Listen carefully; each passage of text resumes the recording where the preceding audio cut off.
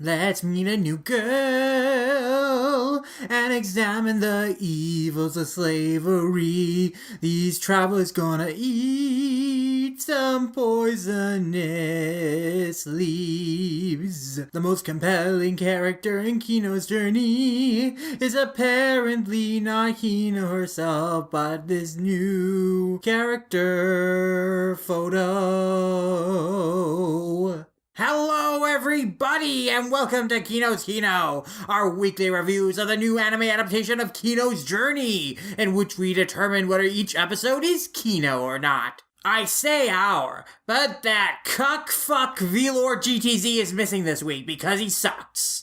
It really is too bad because unlike him, this episode doesn't suck. In fact, it's the best episode this new Kino's Journey has had to offer yet. After the pattern of the last couple episodes, I figured that every even-numbered episode would feature one of the recurring supporting characters.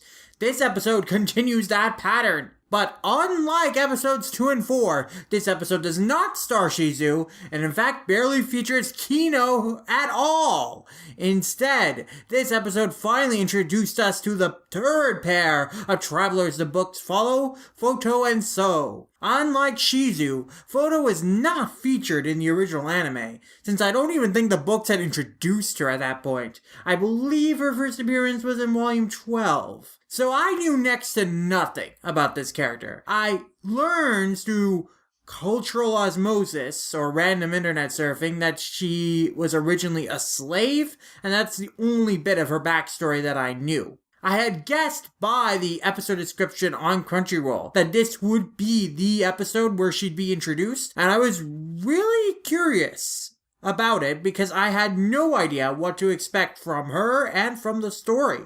But I have to say, Photo is easily the most compelling character in this show so far. It's easy enough to empathize with someone who is being so horribly mistreated, but her philosophy to never hate anyone or cause anyone harm, even if it costs her own life, which makes her so compelling. This story tests that philosophy and shows that even though she believes in self-sacrifice, she is not incapable of feeling hate. Seeing her grapple with those feelings, seeing her briefly hesitate before meekly, unsuredly whispering out to her enslavers to not eat the poison soup really tugs at the heartstrings. But the most powerful moment of the episode is when she regains consciousness after being knocked out by a rock and is listening to that cruel little monster who threw that rock at her explain in horrific detail how he wants to torture and kill her,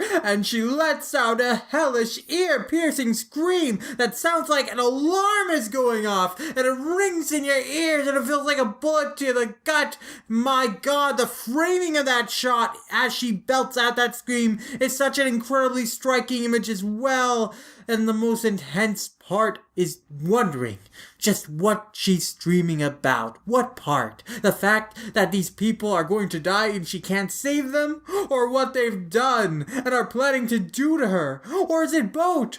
We never get an answer to this.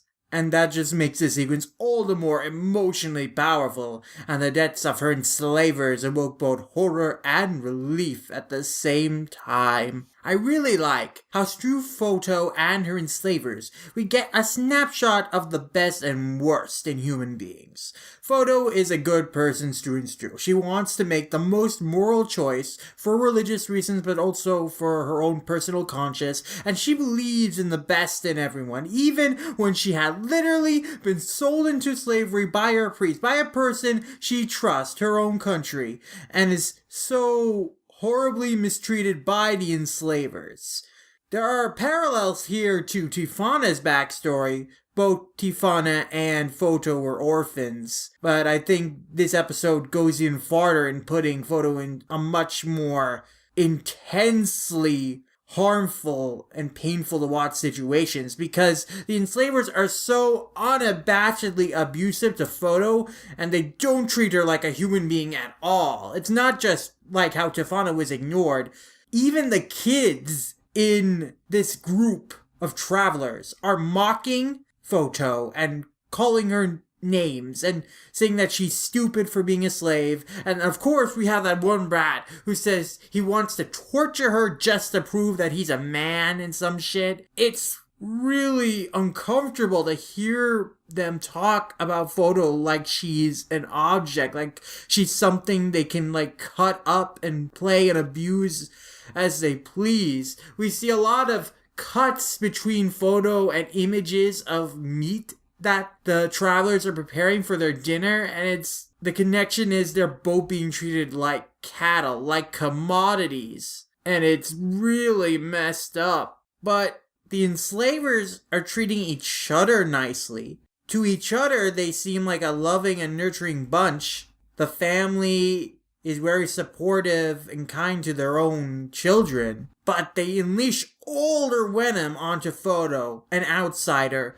They vent all their hate onto Photo as a scapegoat, as a way to cleanse themselves of their violent and bitter impulses. Photo is not a human being to them, but a tool for not just physical labor, but also emotional release. There's of course the one guy, the guy who tricks Photo into killing him, who never actively abused Photo, but was complicit in the violence against her because it was good for the group, even though his personal philosophies align with hers. Oftentimes, the people in Kino's journey feel like abstractions of ideas, not actual people, but the behaviors of the people in this episode feel authentic, even when a little kid was describing how he wanted to cruelly beat up Photo. And that really added to the intensity of Photo's plight and made a stronger statement about human beings' capacity for kindness and cruelty that rings a lot truer than most of the show's morals. I think the conversation between Photo and So really gets to the heart of the show's thesis that this world is not beautiful, therefore it is the best out of any of the stories so far. Photo is guilt-ridden about letting her enslavers die,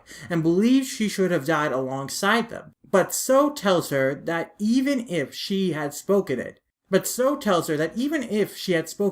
even if she had warned them, it wouldn't have made a difference because they didn't respect her opinions.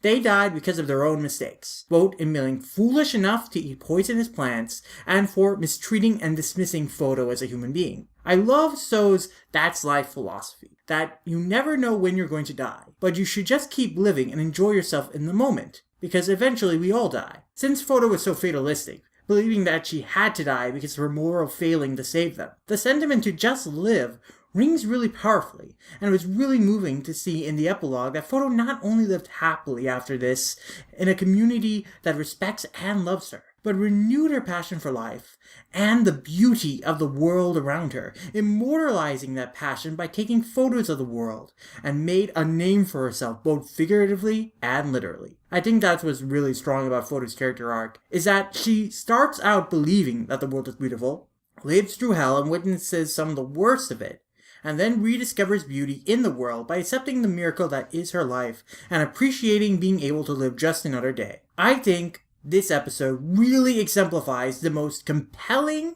of the messages found in Kino's journey, and that Photo as a character is a better encapsulation of its "the world is beautiful" mantra than even Kino themselves are. Do you even need to ask me if this episode is Kino?